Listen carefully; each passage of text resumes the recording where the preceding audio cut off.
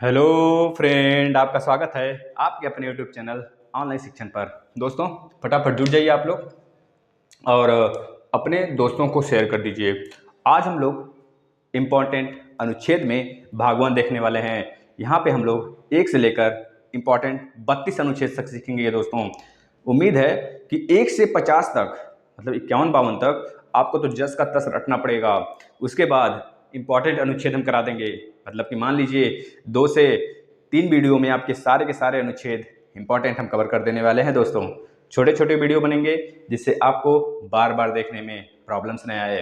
तो चलिए एक बार शेयर कर दीजिए, फिर उसके बाद हम स्टार्ट कर लेते हैं अपने अनुच्छेद का वीडियो। दोस्तों, इसमें आप लोग देखेंगे कि जब आपका संविधान अंगीकृत हुआ था 26 नवंबर 1949 को, उसके बाद जब संविधान हमारा पूरे देश को लागू कर दिया जाता है 26 जनवरी 1950 को दोस्तों, उस समय हमारे संविधान में 395 मूल अनुच्छेद थे।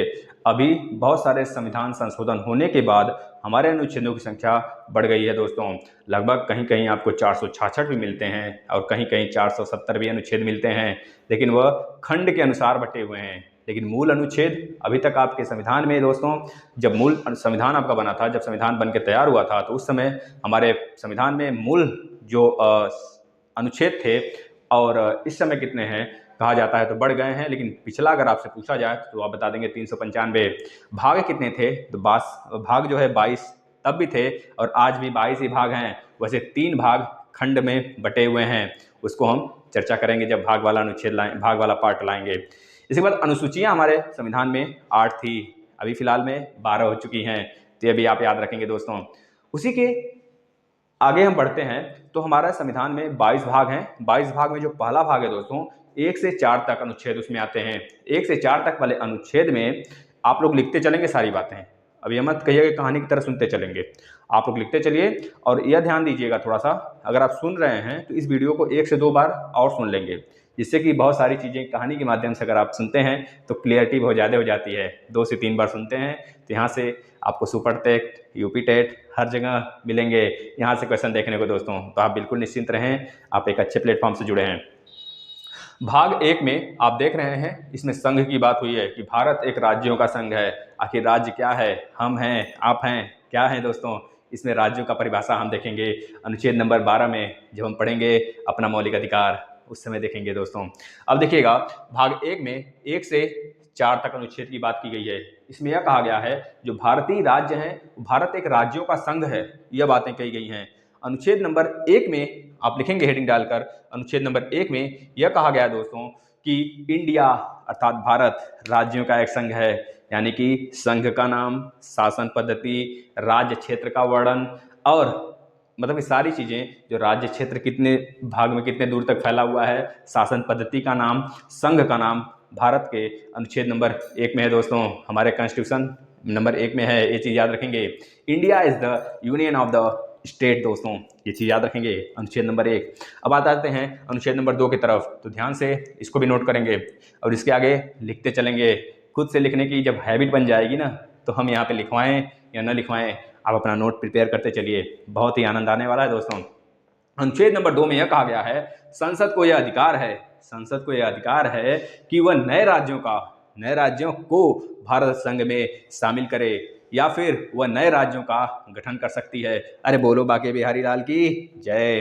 अनुच्छेद नंबर 3 की तरफ आते हैं दोस्तों। अनुच्छेद नंबर 3 लिखिएगा, इसके अंदर क्या बात की गई है इसको लिखेंगे, क्योंकि यह भी बहुत ही महत्वपूर्ण है दोस्तों। संसद को यह अधिकार है, लिखिएगा, संसद को यह अधिकार है कि एक या अधिक राज्यों से कुछ क्षेत्र को वो क्या कर सकती है, अलग कर सकती है, या फिर नए राज्यों का निर्माण कर सकती है, या फिर क्या कर सकती है दोस्तों, किसी भी राज्य का क्षेत्र जो है घटा सकती है, बढ़ा सकती है, राज्य की सीमा में परिवर्तन कर सकती है, नाम में परिवर्तन कर सकती है। यह सारे के सारे प्रावधान जो हमारे अनुच्छेद नंबर 3 में लिखा गया है। अनुच्छेद नंबर 2, अनुच्छेद नंबर 3 से कंफ्यूजन नहीं होंगे दोस्तों, ये चीज याद रखेंगे। संसद को यह अधिकार दिया गया था, वह अनुच्छेद नंबर 2 में था कि भारत के संघ को अपने किसी भी नए राज्य और भारत के संघ में नए राज्यों को शामिल कर सकती है। यह अनुच्छेद नंबर 2 में था। लेकिन अनुच्छेद नंबर 3 में जो कहा गया है उसको गौर से एक बार और सुनिएगा। संसद को यह अधिकार है कि एक या अधिक राज्यों से कुछ क्षेत्र को अपने में मिला ले, या फिर कुछ क्षेत्रों को अलग कर नए राज्य को बना दे। न दोस्तों याद रखेंगे, किसी भी राज्य का क्षेत्र जो है घटा या बढ़ा दे, राज्य की सीमा में परिवर्तन कर सकती है। यह सारे के सारे प्रावधान हमारे अनुच्छेद नंबर 3 में है। यह अगर बोला जाए दोस्तों, प्रारंभ में हमारे पास कितने राज्य थे और कितने संघ शासित क्षेत्र थे, संघ शासित राज्य थे, तो बता देंगे प्रारंभ में 14 राज्य और 6 संघ राज्य थे। लेकिन अभी 2019 तक 28 राज्य और 8 संघ राज्य यानी कि केंद्र शासित प्रदेश थे हमारे पास। लेकिन फिलहाल में 5 अगस्त 2019 को बहुत सारे चेंजेस देखने को मिले हैं। अनुच्छेद नंबर 370 के थ्रू 370 को खत्म किया गया और हमारे कह लीजिए कि जम्मू एंड कश्मीर को दोस्तों उसको 2 यूटी में बांट दिया गया, मतलब एक राज्य कम हो गया तो 28 राज्य हो गए। और इधर क्या किया गया, जो आपका कह लीजिए कि जो आपका अंडमान निकोबार एंड दमन दीव है उसको मिलाकर कंबाइन करके एक राज्य बना दिया गया, मतलब कि एक केंद्र शासित प्रदेश बना दिया गया। इस तरह अभी फिलहाल में 28 राज्य 8 संघ शासित प्रदेश हैं हमारे देश में दोस्तों, इसको याद रखिएगा। हमारे देश में 25वां राज्य गोवा बना था अनुच्छेद नंबर 3 के थ्रू, याद रखेंगे। 26वां राज्य छत्तीसगढ़ बना था मध्य प्रदेश से अलग होकर दोस्तों। 27वां राज्य उत्तराखंड बना था सन 2000 में यूपी से अलग होकर दोस्तों 2 जून 2000 को, याद रखेंगे। इसके बाद 28वां राज्य झारखंड बना था बिहार से अलग होकर दोस्तों। 29वां राज्य तेलंगाना बना था आंध्र प्रदेश से अलग होकर दोस्तों 2014 में। बोलो बांके बिहारी लाल की जय दोस्तों। चलिए आगे चलते हैं। अनुच्छेद नंबर 4 इतना महत्वपूर्ण नहीं है तो उसे हम छोड़ते हैं। इसके बाद आगे चलते हैं अनुच्छेद नंबर 5। अनुच्छेद नंबर 5 से यानी कि यहाँ से हमारा स्टार्ट हो जाता है नागरिकता, सिटीजनशिप दोस्तों। हम और आप कौन है भारत का सिटीजन, आखिर कैसे प्रूव किया जाए, तो इसका जो प्रावधान किया गया है भाग 2 में किया गया है। भाग 2 में 5 से 11 तक अनुच्छेद आपको जस का तस रटना ही पड़ेगा दोस्तों। नागरिकता यानी सिटीजन ऑफ इंडिया कौन है, वी यू अदर, मतलब कोई भी कौन, कैसे इसको प्रूव किया जाए, यह सारी चीजें कहाँ लिखी गई हैं, आखिर किस आधार पे आप सिटीजन हैं इंडिया के दोस्तों, इसका प्रूफ कहेंगे आपकी अनुच्छेद नंबर 5 से लेकर 11 तक में है। तो याद रखेंगे अनुच्छेद नंबर 5 में साफ साफ कहा गया है दोस्तों कि अनुच्छेद नंबर 5 में कोई भी व्यक्ति अगर भारत का नागरिक होगा तो उसके लिए उसको जन्म से भारत में, मतलब उसका जन्म भारत में हुआ हो, पहली शर्त है। दूसरी शर्त, माता पिता उसके कह लीजिए कि माता पिता में से किसी एक का भी जन्म भारत में हुआ हो दोस्तों, इसको याद रखेंगे। तीसरे नंबर का यह प्रावधान किया गया है इसमें अनुच्छेद नंबर 5 में कि संविधान लागू होने से पूर्व 5 साल पूर्व दोस्तों आप जो है भारत में रह रहे हों तो भी आप भारत के नागरिकता कहलाएंगे। याद रखेंगे, जन्म हुआ हो भारत में, आपके माता पिता में से कोई एक लोग भारत के नागरिक हों, इसके बाद जो आपका संविधान लागू हुआ था जब, उसके 5 साल पूर्व आप भारत में रह रहे हों तो यह आप होंगे भारत के नागरिकता कहे जाएंगे दोस्तों अनुच्छेद नंबर 5 के थ्रू। इसके बाद अनुच्छेद नंबर 6 की तरफ आते हैं दोस्तों। अनुच्छेद नंबर 6 में बहुत ही महत्वपूर्ण बात लिखी गई है, ध्यान सुनिएगा। पाकिस्तान से भारत आने वाले, मतलब पाकिस्तान से भारत को प्रव्रजन करने वाले कुछ लोग जो थे दोस्तों, वह वहाँ प्रताड़ित किया जाता था उनको। भारत मतलब पाकिस्तान से भारत आ गए, पाकिस्तान से भारत आने वाले लोगों को नागरिकता का प्रावधान दोस्तों किसमें दिया गया है, नागरिकता का अधिकार अनुच्छेद नंबर 6 के थ्रू दिया गया है। इस चीज़ भी याद रखेंगे। उसके लिए टर्म्स एंड कंडीशन है, ये उतना डीपली आप लोग को नहीं जानना है, सिर्फ आप लोग चलें कि अनुच्छेद नंबर 6 में क्या है। देखिए दोस्तों, एक बात बता देते हैं, आप लोग कमज़ोर नहीं हैं, आप लोग बहुत बहादुर हैं और इस बात को आप लोग खुद जानते हैं, आप लोग अपनी एफिशिएंसी को खुद पहचानते हैं। तो इससे अच्छा है कि आप लोग को हम प्रेरित करें, आप लोग को प्रोत्साहित करें, आप लोग को हम क्या करें भैया, मोटिवेट करें। आप हमेशा सेल्फ मोटिवेटेड रहिए, सेल्फ मोटिवेटेड रहिए जब तक एग्जाम नहीं निकल जाता, उसके बाद सोइए, कोई दिक्कत नहीं है। जब तक एग्जाम नहीं निकल जाता तब तक सेल्फ मोटिवेटेड रहिए दोस्तों। आपका कह लीजिए कि मैराथन क्लास भी स्टार्ट हो चुका है, तो उसको भी आप रेगुलरली अटेम्प्ट करिए। इसके बाद अनुच्छेद नंबर 7 में दोस्तों यह कहा गया है कि कुछ लोग ऐसे भी थे जो भारत से पाकिस्तान चले गए, लेकिन कुछ समय बाद वो फिर से पाकिस्तान से भारत आ जाते हैं, तो उनके लिए नागरिकता का प्रावधान किया गया है अनुच्छेद नंबर 7 में दोस्तों। इन दोनों में अंतर है, पहले पाकिस्तान में कोई रहता था, भारत में आ गया, डायरेक्टली पाकिस्तान से भारत आया तो हो जाता है अनुच्छेद नंबर 6 में, और पहले भारत में था फिर पाकिस्तान में चला गया फिर भारत आ गया, तो मतलब अनुच्छेद नंबर 7 दोस्तों, ये चीज़ याद रखेंगे, जगह जगह पे बदलेगी पानी। ठीक है दोस्तों, बोलो बाके बिहारी लाल की जय। इसके बाद अनुच्छेद नंबर 8 आ जाता है दोस्तों। अनुच्छेद नंबर 8 भारत से बाहर रहने वाले जितने भी प्रवासी भारतीय होते हैं उनके लिए दोस्तों नागरिकता का प्रावधान किया गया है, जो हमारे NRI होते हैं। याद रखेंगे दोस्तों, अनुच्छेद नंबर 8 में कहा गया है अनुच्छेद नंबर 9 ध्यान से देखेंगे। अनुच्छेद नंबर 9 में साफ साफ ये बात कही गई है दोस्तों कि एक मिनट, अनुच्छेद नंबर 9 है दोस्तों, याद रखेंगे। अनुच्छेद नंबर 9 में अन्य देश की नागरिकता अगर आप ग्रहण कर लेते हैं, किसी भी देश की नागरिकता अगर आप ग्रहण कर लेते हैं तो आपका भारत की नागरिकता समाप्त हो जाएगी दोस्तों। यह अनुच्छेद नंबर 9 में कहा गया है। अनुच्छेद नंबर 10 की बात कर लेते हैं मेरे प्यारे मित्रों। अनुच्छेद नंबर 10 में यह साफ साफ कहा गया है, संसद द्वारा बनाई गई कुछ स्थितियों में नागरिकता बनी रहेगी। यह बात सिर्फ आप लिख लेंगे इसमें, संसद द्वारा बनाई गई कुछ विधियों के अनुसार हमारी नागरिकता बनी रहेगी।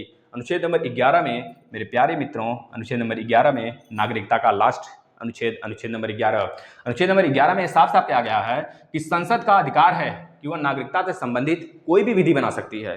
कोई भी विधि बनाने का अधिकार इसमें है और इसमें जो है संसद नागरिकता मतलब क्या कर सकती है दोस्तों, नागरिकता बनी रहने का वर्णन कर सकती है। इसमें किसके पास नागरिकता बनी रहेगी, किसके पास नागरिकता नहीं बनी रहेगी, और इसमें वह संशोधन कर सकती है, विधि बना सकती है। ये सारे कंडीशन, टर्म्स एंड कंडीशन अनुच्छेद नंबर 11 के थ्रू संसद को मिलता है दोस्तों।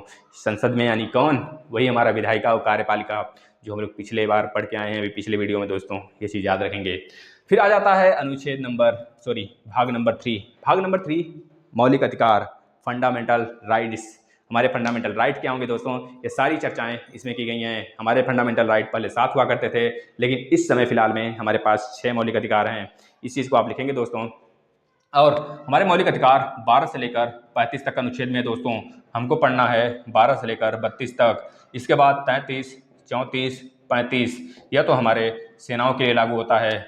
इस समय बहुत सारे प्रावधान हैं कि उनके ऊपर मौलिक अधिकार नहीं लागू होता है दोस्तों, जब वो अपने उस कार्यस्थल पर होते हैं। तो यह 33, 34, 35 उतना महत्वपूर्ण नहीं है, इसको छोड़ेंगे हम लोग 12 से स्टार्ट करेंगे। और ये जो मौलिक अधिकार है हमारा कहाँ से लिया गया है दोस्तों, यूएसए से लिया गया है। यूएसए अमेरिका से लिया गया है, इसको याद रखेंगे दोस्तों। अमेरिका कहाँ से लिया है तो कौन बता देगा, स्पेन से लिया है दोस्तों, ये बात भी याद रखेंगे। इसके बाद आ जाते हैं दोस्तों मौलिक अधिकार में अनुच्छेद नंबर 12 में साफ साफ लिखा गया है हमारे मित्रों कि अनुच्छेद नंबर 12 में लिखा गया राज्य की परिभाषा। आखिर राज्य क्या है, राज्य हम हैं, आप हैं, आखिर राज्य क्या है, राज्य की परिभाषा के बारे में लिखा गया है। अरे बोलो बांके बिहारी लाल की जय, बोलो भैया, बोलो क्या लिखा गया है अनुच्छेद नंबर 12 में, यही नहीं लिखा गया है राज्य की परिभाषा। आखिर राज्य क्या है, हम हैं, आप हैं, आखिर कौन है, यह है, वह है, कौन है राज्य। सीधे सीधे समझिए दोस्तों, जो कि हमारे संवैधानिक बॉडी हैं, संवैधानिक, जैसे कि हमारे पब्लिक सेक्टर की सारी कंपनियां, पीएसयू हो गए, जितने भी गवर्नमेंट कॉलेजेस हो गए, सब के सब राज्य के अंतर्गत आते हैं। ये चीज़ याद रखिएगा दोस्तों, ये राज्य की परिभाषा अनुच्छेद नंबर 12 के थ्रू है। अनुच्छेद नंबर 13 के थ्रू आप याद रखेंगे, अनुच्छेद नंबर 13 के थ्रू सुप्रीम कोर्ट और हाई कोर्ट मूल अधिकार को उल्लंघन करने पर विधि को अवैध घोषित कर सकती है। अगर आप कोई ऐसा विधि बनाते हैं जो कि हमारे मूल अधिकार को उल्लंघन करता है, मूल अधिकार को समाप्त कर देता है या फिर उसको अमान्य घोषित करता है, तो उसी जगह जस्ट आपका सुप्रीम कोर्ट और हाई कोर्ट के वर्डिक्ट के अनुसार आपका जो है दोस्तों मौलिक अधिकार जो आप विधि बनाएंगे उसको खत्म किया जा सकता है। मतलब डायरेक्टली ये संसद पे ब्लेम किया जा रहा है, समझ रहे हैं कि नहीं। सुप्रीम कोर्ट, हाई कोर्ट सीधे संसद को दबा रही है, बोली जा रही है, क्योंकि सारे कानून तो संसद बनाती है, तो संसद को ही डायरेक्ट यहाँ से बोला जा रहा है कि भैया अगर आप ऐसे कानून बनाते हैं जिससे कि हमारे नागरिक परेशान होते हैं तो आपका कानून खत्म हो जाएगा दोस्तों। ये चीज़ याद रखिएगा। अनुच्छेद नंबर 13 के थ्रू अनुच्छेद नंबर 14 में लिख लेंगे दोस्तों, विधि के समक्ष समानता यानी कि समानता का मूल अधिकार। पहला आपका अधिकार मूल अधिकार, समानता के समक्ष मूल अधिकार। अनुच्छेद नंबर 14, 15, 16, 17, 18 ये 5 अधिकार होते हैं जो कि हमारे समानता संबंधित होते हैं दोस्तों। समानता यानी कि भारत के कोई भी नागरिक हों, हम हों, आप हों, कोई नीच जात हो, मतलब कोई नीचे तबके का लोग हो, कोई ऊंचे तबके का लोग हो, कोई महल में रहता हो, कोई पुलिस का बेटा हो, कोई अधिकारी का बेटा हो, कोई नेता का बेटा हो, सबके लिए कानून हमारा समान है। इसी वजह से बोलते हैं समानता का अधिकार दोस्तों। कुछ भी करिए, बस मेहनत से लगे रहिए। अनुच्छेद नंबर 14 हो गया। अनुच्छेद नंबर 14 में यह कहा गया है हमारे जो कानून है, कानून जो है दोस्तों, कानून के समक्ष समानता, अब यहाँ पे ऐसा नहीं है कि आपको पता है, चाहे आप वो गलती करें, चाहे हम करें, चाहे दुनिया का मतलब भारत का चाहे कोई पर्सन करे, कोई नागरिक करे, अगर वह किसी बड़े बाप का बेटा है तब भी उसके लिए वही सज़ा होगी। अगर वह कोई भी निचले तबके का लोग है, कोई निचले तबके यानी कि निचले कास्ट का या फिर कुछ भी हो, उसके पास मान लीजिए वो बिल्कुल गरीब हो, अगर वह भी कोई अपराध करता है और कोई बड़े घर का लड़का भी अपराध करता है, दोनों के लिए समान विधि बनाई गई है, समान कानून होगा, समान तरीके से सजा मिलेगा। यह लिखा गया है कानून के समक्ष समानता में। दोस्तों ये चीज़ याद रख लेंगे। अनुच्छेद नंबर 15 को मोस्ट इंपॉर्टेंट करेंगे, याद रखेंगे। राज्य किसी भी नागरिक के प्रति केवल धर्म, मूलवंश लिख लीजिए, केवल धर्म, मूलवंश,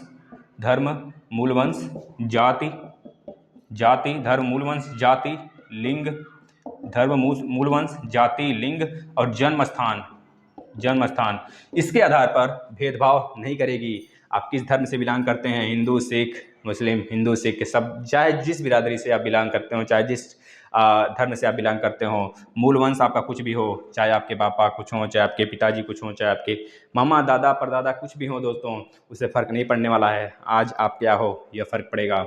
जाति, आप किसी भी जात के हो। लिंग, आप फीमेल हो, मेल हो, आप उभय लिंग हो, कौन सा लिंग है आपका, इस पे भी कोई ज़्यादा प्रेशर नहीं है। जन्म स्थान, आप चाहे जहाँ जन्मे हो भारत के अंदर, सब के सब, या पांचों जो हैं दोस्तों, 5 आर इसे बोला जाता है, याद रखेंगे, 5 आर बोला जाता है। ठीक है, इसके समझ, अगर इसके लिए इसको देखकर, इसको धारणा बनाकर अगर आपके साथ असमानता का व्यवहार किया जाता है तो आप उसको डायरेक्ट बता सकते हो कि यह चीज़ हमारे अनुच्छेद नंबर 15 में लिखा गया है। अगर आप मेरे साथ कुछ करोगे तो हम अनुच्छेद नंबर 15 के थ्रू सीधे कहाँ पहुँचेंगे, सुप्रीम कोर्ट पहुँचेंगे, क्योंकि हमारे संविधान में लिखा गया है कि अनुच्छेद नंबर 32 हमें क्या देता है, विधि की समझ समानता का अधिकार देता है। दोस्तों मतलब कि संवैधानिक अधिकार क्या बोलते हैं हम, अनुच्छेद नंबर 32 हमें क्या देता है दोस्तों, अनुच्छेद नंबर 32 में संवैधानिक उपचार का अधिकार है, जिसके थ्रू अगर हमारा कोई भी संविधान के मौलिक अधिकार का उल्लंघन होता है तो हम सीधे सुप्रीम कोर्ट जाएंगे। दोस्तों याद रखेंगे, यह अनुच्छेद नंबर 15 की बात हो गई। अनुच्छेद नंबर 16 की बात याद रखेंगे। अनुच्छेद नंबर 16 में यह लिखा गया दोस्तों, लोक नियोजन में अवसर की समानता। अगर आप किसी भी एग्जाम में बैठते हैं तो वहाँ पे यह नहीं व्यवहार किया जाएगा कि भैया किसी और कास्ट का है इसे बाहर बैठा के दो, अगर कोई और कास्ट का भैया तुम उस सीट पे बैठो, अगर कोई तुम बड़े कास्ट का भैया तुम्हारे लिए कुर्सी उर्सी लग जाएगी, बिस्तरा वगैरह लग जाएगा, महल बना दिया जाएगा, भैया तुम इसमें बैठ के एग्जाम दोगे। तो ऐसा नहीं दोस्तों, आप देखते होंगे कि अनुच्छेद नंबर 44 एक है हमारा अनुच्छेद नंबर उसमें क्या किया गया दोस्तों, अनुच्छेद नंबर 44 है, वहाँ पे कह लीजिए कि समान की संहिता लागू हुई है, वो केवल गोवा में लागू हुआ है। अगर पूरे भारत में लागू हो जाता अनुच्छेद नंबर 44 तो कहाँ को बहुत मजा आ जाता। अनुच्छेद नंबर 16 सिर्फ इतना याद रखेंगे आप, विधि मतलब कि लोक नियोजन में समानता दोस्तों, यह बात याद रखेंगे। अनुच्छेद नंबर 17 मोस्ट इंपॉर्टेंट है, इसको डाल कर लिख लेंगे दोस्तों, अस्पृश्यता का अंत मतलब कि छुआछूत। जो लोग कहते थे भैया इस बर्तन में खाना मत खाओ, कोई गरीब खा लिया है, इस बर्तन में खाना मत खाओ, कोई निचले तबके का आदमी खा लिया है, अरे आप बताओ आपका धर्म क्या है, आप किसी धर्म भगवान से लेके आए हो धर्म, अरे बोलो ना बाके बिहारी लाल की जय। दोस्तों अनुच्छेद नंबर 17 हमें छूट देती है, हमें समानता का अधिकार देती है कि अस्पृश्यता कुछ नहीं होता है। अस्पृश्यता का अगर आप किसी तरह दुरुपयोग करते हो तुरंत आपको क्या होगी, सजा होगा। दोस्तों इस अस्पृश्यता कानून में बहुत ज़्यादा आप कह लीजिए कि छूटेंगे भी नहीं जल्दी, एक बार जाएंगे अंदर तो काफ़ी दिन तक चक्की पीसेंगे जो दोस्तों जेल में। तो याद रखेंगे अनुच्छेद नंबर 17 अस्पृश्यता का कानून, अस्पृश्यता के इसमें बात करता है, मतलब छुआछूत के अगर आप कुछ उल्लंघन की बात करता है दोस्तों, याद रखेंगे। इसके बाद अनुच्छेद नंबर 18 में यह बात कही गई है, उपाधियों का अंत। उपाधियां जैसे कि पहले लोग धारण करते थे, अकबर महान था तो बहुत सारे उपाधियां धारण कर लिया था, महान अकबर महान, बहुत सारे सेनानी थे, मतलब कि बहुत लोग पहले के थे दोस्तों, कि बहुत राजपूत थे, मतलब कि अलग अलग उपाधियां धारण करते थे जो कि उस नाम से फेमस हो जाया करते थे, जैसे सुल्तान हो गया है ना, अनेकों उपाधियां धारण करते थे। उस उपाधियों को समाप्त कर दिया गया। यह बोला गया अगर केवल और केवल शिक्षा के क्षेत्र में दोस्तों, और शिक्षा के अलावा अगर देखा जाए दोस्तों, शिक्षा के क्षेत्र में, और जैसे कि आप किसी भी सिविल सेवक हैं, जैसे मान लीजिए आप शिक्षा हो या फिर आप किसी सेना से बिलोंग करते हो, सेना में जो हमको पुरस्कार दिया जाता है राष्ट्रपति द्वारा, वह सारे पुरस्कार अगर आप पाते हैं तो आपको उस पुरस्कार, जैसे आप MBA कर लिए, आप बड़े डॉक्टर बन गए दोस्तों, तो या अगर आप कर लीजिए, मान लीजिए आप कह लीजिए कि डॉक्टर में जो बड़े बड़े पोस्ट आते हैं ना, देखिए सबसे बड़ा पोस्ट MBA वगैरह ही होता है। MBA कर रहे हैं दोस्तों, MBA तो बिजनेस होता है ना, या MBBS वगैरह हो गया। तो ये सारी चीज़ें अगर आप कर लेते हैं तो आपको डॉक्टर आप अपने आप लगा सकते हैं दोस्तों, ठीक है, याद रखेंगे, है ना। इसके बाद दोस्तों अगर बात करते हैं सेना में जैसे कि बहुत सारे पोस्ट हैं। अगर आप भारत रत्न पाते हैं तो भारत रत्न का अधिकार आप उस नाम से जाने जाएंगे। अगर आप सेना में बहुत सारे जो कर्मवीर पुरस्कार हो गए, धर्मवीर पुरस्कार हो गए, ये सब पुरस्कार जो होते हैं दोस्तों, जो बहादुरी के लिए दिए जाते हैं, सारे के पुरस्कार अगर आप पाते हैं सेनाओं में तो आप उसके अधिकार होंगे, आपको उस पुरस्कार से जाना जाएगा, याद रखेंगे दोस्तों। लेकिन और किसी, जैसे कि बोला जाए भैया आप बहुत चौधरी हो, चौधरी का मतलब क्या, आप चौधरी हो, चौधरी रहोगे, चौधरी एक कास्ट बन के रह गया है। लेकिन पहले के लोग अरे चौधरी साहब आ गए, तो चौधरी साहब आ गए तो चौधरी साहब से केवल एक ही नाम को जाना जाता था दोस्तों, है ना। तो इस तरह की उपाधियां समाप्त कर दी गई हैं, याद रखेंगे अनुच्छेद नंबर 18 के थ्रू। अब बढ़ते हैं हम लोग, क्या यह तो रहा दोस्तों समानता का अधिकार, याद रखेंगे।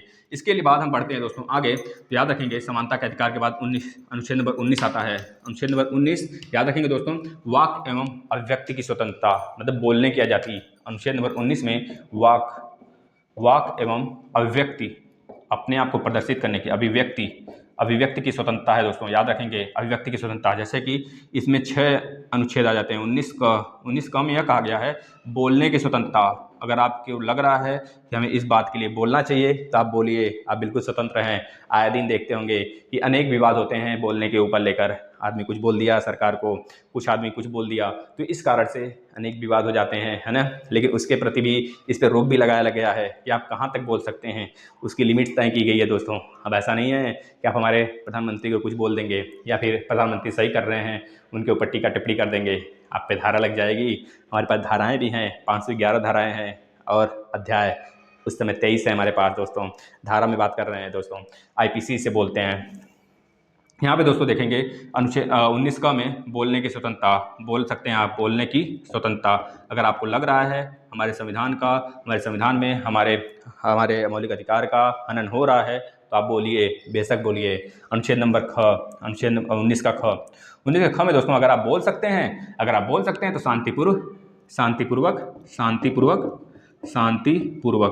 शांतिपूर्वक आप क्या कर सकते हैं, सम्मेलन कर सकते हैं। शांतिपूर्वक आप सम्मेलन कर सकते हैं, निरायुध, आपके पास कोई भी अस्त्र शस्त्र नहीं होना चाहिए दोस्तों। निरायुध, बिना अस्त्र शस्त्र के आप किसी जगह सम्मेलन कर सकते हैं, याद रखेंगे दोस्तों। अनुच्छेद नंबर 19 ग में यह कहा गया है दोस्तों, संगत या संघ बना सकते हैं, मतलब कि संगत या संघ बना सकते हैं। इसमें भी बहुत सारे कंडीशन हैं, आपको बिना हथियार के लैस होना पड़ेगा। हथियार के अगर लैस हैं तो आपको यहाँ पे नहीं अलाउ किया जाएगा, आपके ऊपर कार्रवाई हो सकती है। जैसे कि हमारे सिख भाई हैं जो कि कड़ा वगैरह पहनते हैं, तलवार वगैरह बगल में रखते हैं, तो उनकी रिलीजियस से रिलेटेड है, उनको छूट दिया गया है दोस्तों, क्योंकि उनकी रिलीजियस से रिलेटेड है। वो किसी को हानि पहुंचाने के लिए नहीं, बल्कि वो अपने धर्म को अपने धर्म को क्या करने के लिए, अपनाने के लिए ऐसा उनका काम करना पड़ता है। आपके धर्म के प्रति अगर कोई काम होता है तो आप भी उस पर आवाज़ उठाते हैं ना, तो उसी तरह उनका भी धर्म कहता है कि आप अपना किवाड़ रखिए भैया अपने पास। एक किवाड़ से बोला जाता है कि रखिए, उसे तलवार के रूप में होता है छोटा सा दोस्तों, जो बगल में रखते हैं लोग। अनुच्छेद नंबर 19 अनुच्छेद नंबर 19 घ में कहा गया है, अगर आप बोल सकते हो शांतिपूर्वक निरायुध, आप क्या कर सकते हो दोस्तों, अपना संगत बना सकते हो, मतलब कि अपना सम्मेलन कर सकते हो, संगत या संघ बना सकते हो। तो आप इसके बाद कहीं भी आप संपूर्ण भारत में, संपूर्ण राज्य में, भारत के संपूर्ण राज्य क्षेत्र में कहीं भी जाके घूम सकते हैं, मतलब घूमने की स्वतंत्रता, आबाद घूमने की स्वतंत्रता दोस्तों, याद रखेंगे घूमने की स्वतंत्रता है इसमें कहा गया है। जो अभी हाल में अनुच्छेद नंबर 370 को खत्म किया गया जम्मू कश्मीर से, पहले जम्मू कश्मीर में अलाउ नहीं था, लेकिन वहाँ पे IPC भी लागू हो गया है, हमारा धाराएं भी लागू हो गई हैं सारी, और इसको हटा दिया गया। आप जाकर वहाँ पे घूम भी सकते हैं और वहाँ पे जगह जमीन भी खरीद सकते हैं जम्मू कश्मीर में दोस्तों। 19 च दोस्तों, 19 आ जाता है, क ख ग घ, 19 च आ जाता है दोस्तों, याद रखेंगे। 19 च में संपूर्ण कर लीजिए, संपूर्ण राज्य क्षेत्र में अगर देखा जाए आप निवास कर सकते हैं, किसी भी कहीं भी जाके अगर आप घूम सकते हैं तो आपको निवास कर सकते हैं। 19 छ है दोस्तों, इसको रिमूव कर दिया गया है, या हमारा कह लीजिए कि इसको हटाकर संपत्ति का अधिकार था दोस्तों, इसको मतलब इसको हटा दिया गया, रिमूव कर दिया गया, यह बात याद रखेंगे बस, क्योंकि ज़्यादा इंपॉर्टेंट नहीं है आपके लिए। 19 6 6 6, इसके बाद सातवां जो है दोस्तों 1 2 3 4 5 6, हाँ छठा हटा दिया गया है, सातवें नंबर का जो है इसको याद रखेंगे, ये छठा बन गया है। अब ये हमें इसमें व्यवसाय कर सकते हैं। अगर आप कहीं भी जा रहे हैं, कहीं भी घूम रहे हैं, फिर निवास कर रहे हैं, तो वहाँ पे जाके आगे व्यवसाय भी कर सकते हैं। इसको ट्रिक से याद रख लीजिए। 19 नंबर क में बोलने की स्वतंत्रता, 19 नंबर ख में शांतिपूर्वक निरायुद्ध सम्मेलन बनाने की स्वतंत्रता, संगत या संघ बनाने की स्वतंत्रता, घूमने की स्वतंत्रता, निवास करने की स्वतंत्रता, फिर व्यवसाय करने की स्वतंत्रता। जहाँ पे आप निवास कर सकते हैं वहाँ व्यवसाय भी कर सकते हैं। अब आ जाते हैं दोस्तों हम 19 नंबर अनुच्छेद नंबर 20 की तरफ। तो अनुच्छेद नंबर 20 में क्या है, अरे एक बार बोलो ना बांके बिहारी लाल की जय। मेरे प्यारे मित्रों, आप लोग बिल्कुल भी अपने आप को ढीला ना बनाएं, ठीक है, मजबूत रखें। 19 यानी कि अनुच्छेद नंबर 20। अनुच्छेद नंबर 20 में दोस्तों यह कहा गया है, अनुच्छेद नंबर 20 में यह कहा गया है कि दोष सिद्धि का अधिकार। दोष, जैसे आपको कोई अरेस्ट करने आता है, मान लीजिए आपने कोई गुनाह नहीं किया है, आपको कोई अरेस्ट करने आ गया, पहले इसको लिख लीजिए, दोष सिद्धि का अधिकार, अधिकार अधिकार। तो आप मुझसे बोलेंगे भैया काहे हमको अरेस्ट कर रहे हो, है ना, काहे अरेस्ट कर रहे हो, हमको हमारी क्या गलती है, पहले हमको दिखाओ कि तुम्हारे पास जो आता है कोर्ट से मिलके, कोर्ट से आता है ना कि भैया हमारे पास बोलते हैं लोग ना, यू आर अरेस्टेड। क्यों बोलते हैं, क्योंकि उनके पास अलाउ होता है, एक पत्र होता है उनके पास जो हमारे कोर्ट से मिला होता है, फिर वो दिखाते हैं हमारे पास यह चीज़ है, इससे आपको अरेस्ट किया जाता है, कि यह हमारे कोर्ट से मिला है। तो उसके बाद उनकी दोष जब सिद्ध हो जाती है, फिर वो कस्टडी में होते हैं, अन्यथा यह अपने आप को दोष सिद्ध करने के लिए अपने आवाज़ उठा सकते हैं। ये चीज़ याद रखेंगे, दोष सिद्धि का अधिकार। आप अपने आप को यह कह सकते हैं कि भैया हमारी दोस्त क्या है जो हमें आप अरेस्ट कर रहे हो, ठीक है दोस्तों। इसके बाद आ जाता है, अच्छा दोस्तों, उधर 11 12 मौलिक अधिकार में हम लोग 13 पढ़ लिए थे, 14 पढ़ लिए थे, 15 हो गया, 16 हो गया, लोक नियोजन 17 हो गया, 18 हो गया, 19 हो गया, 20 हो गया, 21 अनुच्छेद नंबर 21 इंपॉर्टेंट है, महत्वपूर्ण दोस्तों, याद रखेंगे। इसमें आपको जीवन की स्वतंत्रता मिली हुई है, जीवन जीने की स्वतंत्रता, जीवन जीने की स्वतंत्रता याद रखेंगे। अगर आप एक एग्जाम में कोई क्वेश्चन बन गया था कि बताइए अगर कोई आदमी है तो अपने मन से शादी करना चाहता है, क्या उसे अलाउ किया जा सकता है, तो हाँ कहेंगे अलाउ तो किया जा सकता है, लेकिन उसमें यह पूछा था वह किस अनुच्छेद के अंतर्गत आता है, तो बोलेंगे अनुच्छेद नंबर 21 के अंतर्गत आता है, कि अपने मन से शादी कर सकता है वह, क्योंकि जानने समझने वाला हो गया है, ठीक है दोस्तों, याद रखेंगे। तो जीवन जीने की स्वतंत्रता याद रखेंगे, जीवन जीने की स्वतंत्रता, आप अपने आप अपनी जीवन जी सकते हैं अनुच्छेद नंबर 21 में। अनुच्छेद नंबर 22 में दोस्तों यह कहा गया है, अनुच्छेद नंबर 22 में यह कहा गया, कुछ दशाओं में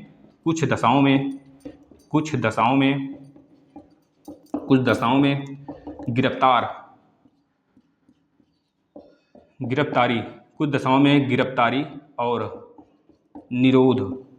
और निरोध के संरक्षण दोस्तों। इसमें यह कहा गया है कुछ दशाओं में गिरफ्तारी और निरोध का संरक्षण, मतलब दोस्तों अगर कहा जाए कि अभी आप कोई मर्डर कर दिए या फिर कोई अपराध कर दिए, तो इस समय जो कानून है आपको वही कानून लगेगा। अब ऐसा नहीं है कि आप मर्डर करने के समय के अगर 10 मिनट बाद भी कोई कानून बनता है तो आपके लिए नहीं होगा दोस्तों, वो आगे जो अपराध करेगा उसके लिए होगा। यही बात कही गई है अनुच्छेद नंबर 22 में।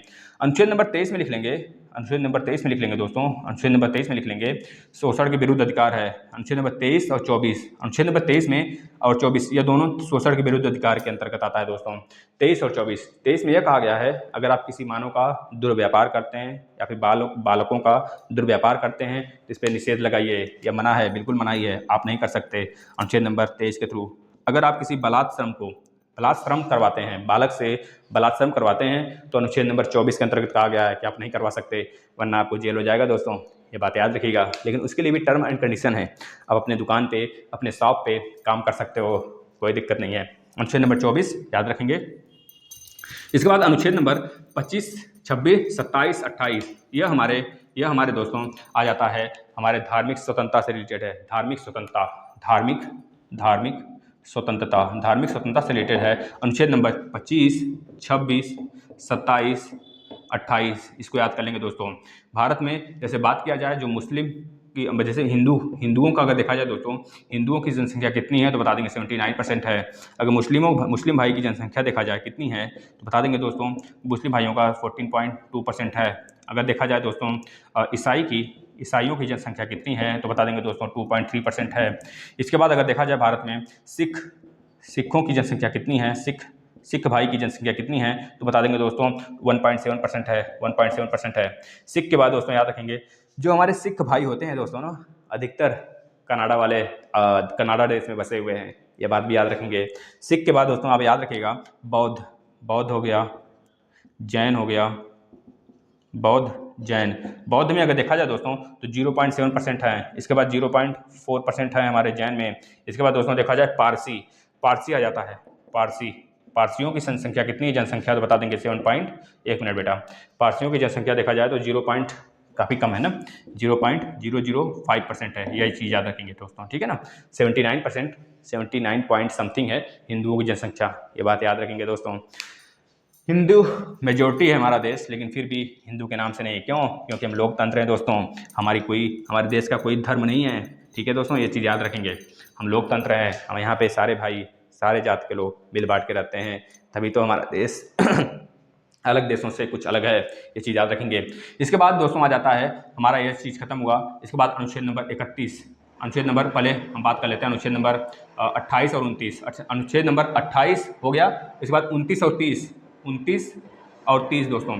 29 और 30 में यह कहा गया है जो SC ST हैं, जो निचले तबके के लोग हैं, उनके शिक्षा के अधिकार या फिर उनसे रिलेटेड बहुत सारे अधिकार इसमें दिए गए हैं, तो आप इस तरह इसको याद कर सकते हैं। ज़्यादा डीपली नहीं पढ़ना है हमको, समझ रहे हैं ना, तो बस इतना आप याद रखेंगे। बस एक तरह से अगर आपको हिंट मिल जाता है पेपर में तो आप तुरंत पकड़ लेंगे, ठीक है। 29 पूछा जाता है किससे रिलेटेड है, तो तुरंत आप बता देंगे ये हमारे जो निचले तबके के लोग हैं उनके शिक्षा से रिलेटेड या फिर उनके अधिकार से रिलेटेड है, जैसे SC और ST हो गए, ठीक है दोस्तों, अनुसूचित जातियों से रिलेटेड है, ये बात सिर्फ याद रखेंगे।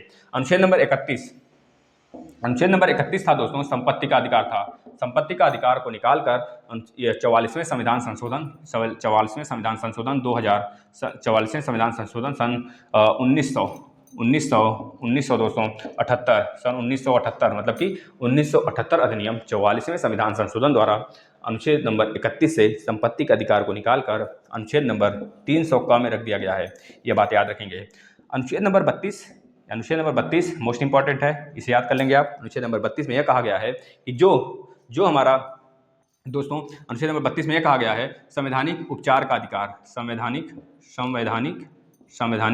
उपचार का अधिकार, उपचार। इसे ही हमारे भीमराव अंबेडकर जी क्या बोले थे, संविधान का आत्मा बोले थे दोस्तों, ये चीज़ याद रखेंगे, संवैधानिक उपचार का अधिकार, ये बात याद रखेंगे।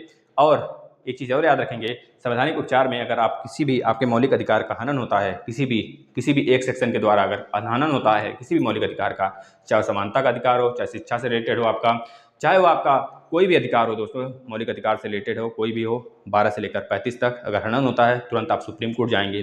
सुप्रीम कोर्ट 5 रिट जारी करती है, 5 रिट में याद रखेंगे, पाँचों रिटों को आप याद रखेंगे। सिर्फ पहला रिट दोस्तों याद रखेंगे बंदी प्रत्यक्षीकरण, बंदी प्रत्यक्षीकरण दोस्तों याद रखेंगे। मतलब इसमें यह कहता है हमारा न्यायालय कि जिसको आप बंदी बनाए हो उसको सशरीर हमारे समक्ष लाओ दोस्तों, याद रखेंगे।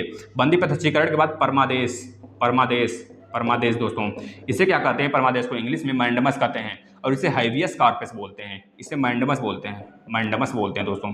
यह भी एक तरह से रिट होती है, हमारे न्यायालय द्वारा जारी किया जाता है। हम आदेश देते हैं तुमको कि जिसको भी बंदी बनाए हो भैया, हमारे आदेश का पालन करना चाहिए तुमको, पहले बात, ठीक है दोस्तों। यह हमारा न्यायालय बोलता है, याद रखेंगे, सुप्रीम कोर्ट। इसके बाद तीसरा जो रिट है प्रतिषेध का रिट है दोस्तों, प्रतिषेध में कहा किया गया दोस्तों, प्रोहिबिशन की बात किया गया है, मना करने की बात किया गया। अगर आपके क्षेत्राधिकार में कोई चीज़ नहीं आता है तो आप इस काम को नहीं कर सकते हैं, ये चीज़ याद रखेंगे। प्रतिषेध यानी मना करने की बात कही गई है, मना करना, याद रखेंगे। इसके बाद दोस्तों इसमें उत्प्रेषण है दोस्तों, उत्प्रेषण का मतलब हो गया और जानकारी दीजिए। अगर कोई काम करते हैं, कोई गलत काम करते हैं, उससे आप न्यायालय जो है सुप्रीम कोर्ट जो है और जानकारी की मांग करती है, इतने जानकारी से काम नहीं चलने वाला है, आप और जानकारी जुटाइए, ठीक है दोस्तों। इसके बाद उत्प्रेषण के बाद आ जाता है अधिकार परीक्षा। आखिर आप किस अधिकार से कोई काम कर रहे हो। अगर कोई गवर्नमेंट बॉडी है आपके साथ गलत करती है, आपके मौलिक अधिकार को हनन करती है, तो आप उससे बोल सकते हैं भैया आपका ये काम है, आप करो, बैंक में हो चाहे जिस जगह हो। अगर वह मना करता है, काम नहीं करेंगे, तो सीधे आप पहुंचेंगे कहाँ, सुप्रीम कोर्ट। बोलेंगे भैया तान देंगे बंदूकवा, सटा देंगे, उलट जाओगे, तुरंत सटाएंगे भैया। अधिकार परीक्षा हमारा यह कहता है, यह रिट हमारा सुप्रीम कोर्ट निकालता है, कहता है कि भैया आप किस आधार पर हमारे काम को मना कर रहे हो करने के लिए। आप जिस पद पे बैठे हो उस पद के लिए काम करो, आपको इसी के लिए सरकार चुनी है। अगर ऐसा नहीं करते हो तो हमको लिखित दो, आप नहीं करोगे फिर इसके बाद हम करेंगे कुछ आगे। ठीक है दोस्तों, तो याद रखेंगे अधिकार परीक्षा, ये सारे के सारे जो आपके रीड्स हैं आप इसे याद रखेंगे। और 33, 34, 35 जो अनुच्छेद है दोस्तों, ये हमारे सेनाओं के लिए लागू होता है, ये चीज़ याद रखेंगे जो कि हमको इंपॉर्टेंट नहीं है। अनुच्छेद नंबर 32 तक हो गया। अब हम पढ़ेंगे 35 के बाद हम इसके आगे पढ़ेंगे दोस्तों अपना DPSP, direct principle of state policy. यह क्योंकि 50 तक तो महत्वपूर्ण है, 50 तक अगर आप पढ़ लेंगे 51-52 तक ना, उसके बाद सिर्फ हम करा देंगे आपको, जैसे 352 अनुच्छेद है, अनुच्छेद नंबर 356 है, अनुच्छेद नंबर 360 में वित्त से रिलेटेड है जो हमारा है ना, ये सारी चीज़ें हैं, हम सारी चीज़ें कराएंगे, आप निश्चिंत रहिए। जैसे अनुच्छेद नंबर 108 है, अनुच्छेद नंबर 111 है, राष्ट्रपति से रिलेटेड है, वीट जारी करने का, पॉकेट वीटो, तो ये सारी चीज़ें हैं हम बताएंगे आपको। आप मस्त से पढ़ते चलिए, नोट्स प्रिपेयर करते चलिए और ध्यान से पढ़ाई करते चलिए दोस्तों। ठीक है, धन्यवाद दोस्तों।